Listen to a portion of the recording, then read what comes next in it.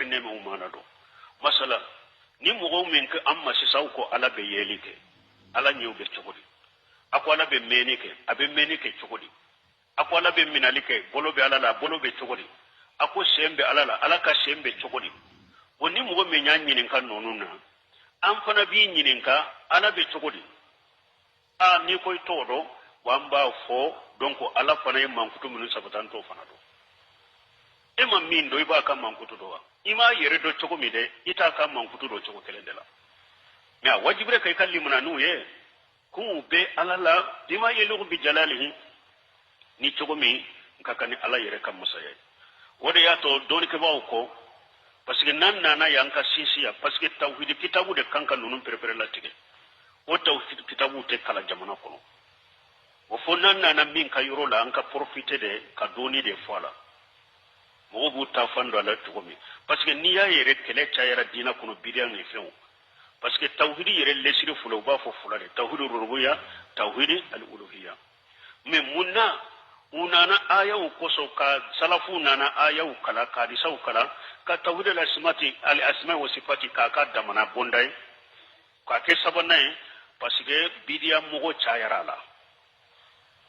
don ba am misaliya don ube mankutu sabati ala la kum misaliya ka ke ko mi danfe don fana bu uge ka bo ala yire la pew donc o de ya to doni ke ba salafu hamina na ka damana bonday parce que fili chayara la kosobe don ke ba bolo fili chayara la hari an ka jamana kono bo chaman fule abe adambi kata maliki majhabi ndel la ka foya nko maliki majhabi mo ka kumfolo abe sunna mo nyuma maliki ka kalande temena al mutaqaddimina kata sahanunu nununa kata bul khashim nun ni be sunna mo ngana abebe salafiya de ka mi maliki mo laba ubitu maliki ko fiqhiyan mi aqidan bi al shari'a de ka ma anka afrikiya maliki majhabi mo chaman be fil asma'i wa sifati al ashariya ududo al ashariya man kutu ni togoda ubela ashariya usira de ka mi fiqhu la de tugulembe maliki ko ni maliki ka qidata al shari'a qidan maliki ka qida ya qidatu ahli sunna wal jamaa manhaj salaf salih maliki ka qida yo kode aqidala me majhabi tugu munun be sallaba kam majhabi mu laba chaman be afriki sisa ulubi maliki no fe fiqhiyya me minya aqida e ute maliki no fe wala est ce aqida te maliki la ni ko be maliki kam majhabi de la iba kam majhabi la fiqhiyya tugu mi awajibre ka ka kam majhabi fana la aqida men nin ka kolo side maliki ga chaman te maliki ka aqida kade est ce kaburu bato min be jamana in kono utafo mo be silama ba ka kabar bato la jamana kono u kam majhabi ba fo be majhabi jumana malikiya est ce que maliki kaburu bato la de maliki beta dafale ke kaburewa abe kantigele ke kaburewa wonni ka kolo side taman ba fo be maliki kam majhabi te maliki majhabi ka gira yoro le be ala sharia u kam majhabi nuna na asemi har arisala na risala karamba do an ka karamo labo fi karamo nu ga risala kala semiu bila samui al basir bila aini al yad bi qudratihi utumba fo ni to ko laka qudra alaka bolo be yoro risala nun ko ba fo ko laka qudra ko lay meni masay kasro ewa ni me fentala ala yeli masay kasro nyatala ninte maliki kama jabi har risala tigi kama jabi te nenye arisala tigi fana akam muqaddima bebe ala manhaj hadis salafu salih arisala tigi akam muqaddima imbe aqidatu ahli sunna wal jamaa ala manhaj salafu salih arisala muqaddima bodeka me munum ban lakala mumbe mo lakara arisala wulude ba yelema sima arisala tigi reka aqidaye aqidatu ahli sunna wal jamaa ala manhaj salafu salih donc nonun ka famu donc alaka togo yoro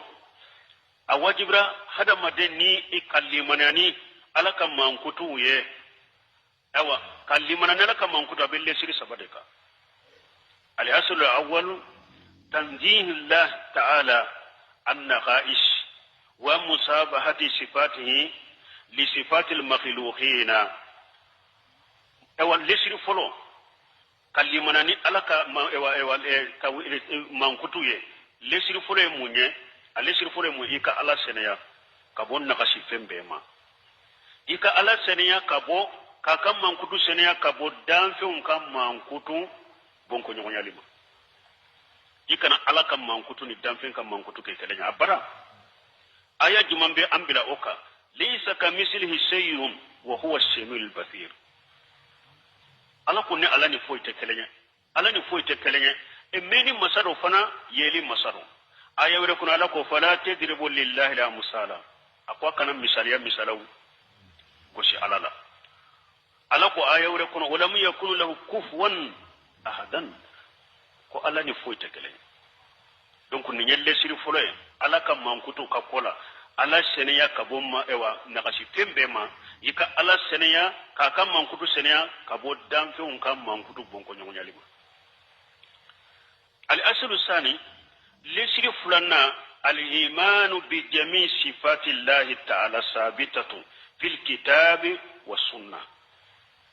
ikalli mananai ala kam mankutu nana ala ka togo nana kasabati qur'ana kono kasabati sunna kono ikalli manana be duna tazawwujha bi radd ba'daha aw ziyadatu alayha aw sharfiha amaniha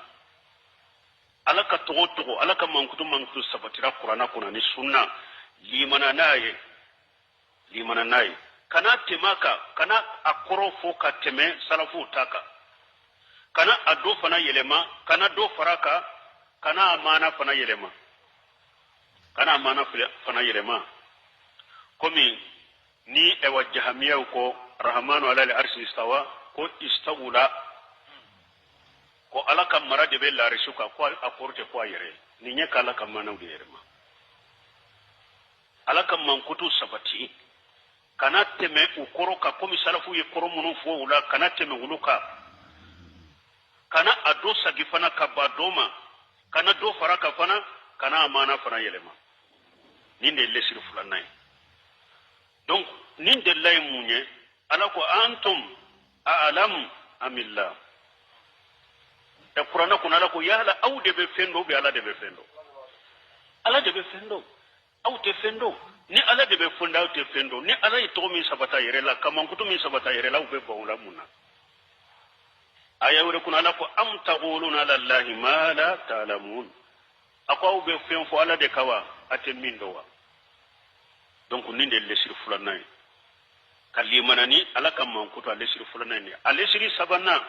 qatu tamam ani idraki kayfiyya hajihi sifati ikika tamaketige ala kam mankutu munun fulen ni ko edebe nunun korodo ne ko edebe nunun kam ke togodo wa ikata metige kabola mana kana tamakala ko ala billare shika chogomi ko fo ko nyanyini ko do kana tamaka wala de ko ala ka bolo billa halam minna funne ka ala ka bolo nyanyini ka do bolo sugu min do kana tamaka wala itamake bo wala de o dellay munye ala ko yala ma bayna aydihim wa ma khalfahum wa la yuhituna bihi ilma ala ko mimbe awnye mimba ko fe ne ala ba bedo ne aw ka doni tese ka senema kanne do ka sedda adama dan fente se ka ala do ka sedda adama donc tawhid qualité sabami anye isara kama ni aya kelen kono ya nu ko qur'ana kono aya jumambe na ye tawhid qualité sababe farajon ka aya kelen kono ni aya kala tikika rabbus samawati wal ardi ma bainahuma fa'buduhu rabbus samawati wal ardi ma bainahu tawhid rububiyyah fa'buduhu tawhid uluhiyyah ala kelen pe botika na fu faraka wastabir li ibadati ika sabata laka batoka hal ta'lamu lahu shamia tawhid al-asma sifati est-ce que be fendo minni ala bolendo wa ote donc tawhid qualité sababe nyogo soronina wala mogo munu ni yaye mogo la ko tawhid ye kelende o mamur ibn wahab de yake sabaye tawhid ye kelende o shaykhul islam ibn taymiyyah de yake sabaye afwa tige ayi ko ala yire de tawhid la sabab parce que ne yire ni fi un kramo ngana do de laka ko re nyogo nanina ko nema ko komi awbe mogo min nofe ko ata do de o ko mamur ibn wahab ko ata de do aya soro neni Muhammadu Wahab ka kitabu do tara nya fo cogo min aya soro kitabu min be wulu bolo Abdul Wahhab ibn Rustum wode kitabu do be wulu be bolo wode togo bala ni uko ewa wahabia man kutu jugu bala wode do ko abe mogo min ko ata don ko ale de Muhammadu Wahab ye tawhidi ke kalte sabai ko tawhidi ye kelende atara karamogo do be karamogo ndo ba togo do ye kitabu do dila kitabu yerete baitu de do doro ka donkli dila ayate hadisate ko tawhidi ye kelende ko Muhammadu Wahab de yake sabai ko awbe chemi nofe amba do awolola hijira bakele anita ani duru o ba fo ale de ma mujaddidu din ko ka ciden ka dina kurakuraya bo nko ifule ka min fo ko ale de tawhidi tila sabai ko Muhammadu Muhammad tawhidi tila de ala de tawhidi tila sabai alhamdulillah rabbil alamin tawhid rububiyya arrahman arrahim malik yawmiddin tawhid al-asma wa sifati iyyaka na'budu wa iyyaka nasta'in tawhid uluhiyya aw nko ifule ka karamu min ka kitabu foni aya fo